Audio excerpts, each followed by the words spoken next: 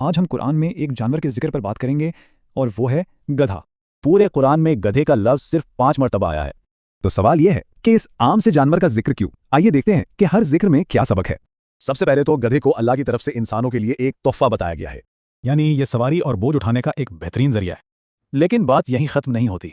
गधा एक मौजज़े का मरकज़ भी है, अल्लाह की कुदरत की एक बड़ी निशानी। एक वीरान शहर को देखकर उन्होंने पूछा कि अल्लाह इसे दोबारा कैसे जिंदा करेगा। अल्लाह ने उन्हें 100 साल बाद जिंदा किया तो उनका गधा हड्डियों का ढांचा बन चुका था। फिर उनके देखते ही देखते अल्लाह ने उसकी हड्डियों को जोड़ा और उसे दोबारा जिंदा कर दिया।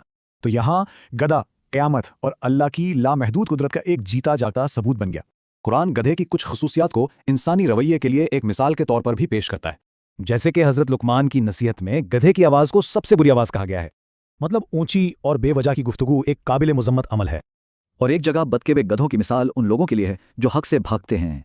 लेकिन गधे की सबसे मशहूर मिसाल इल्म के बगैर अमल के बारे में है।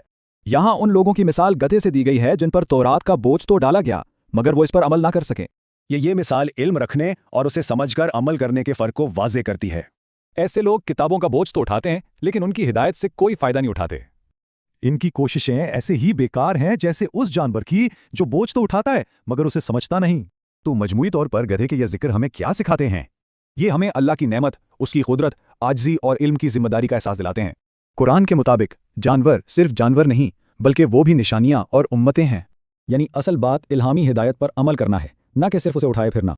गधे की मिसाल हमें याद दिलाती है कि इल्म एक बहुत बड़ी जिम्मेदारी और अमानत है। आखिर में सवाल यह है, क्या हम इल्म का बोझ उठा रहे हैं या इससे वाकई कोई फ़ायदा भी ले रहे हैं?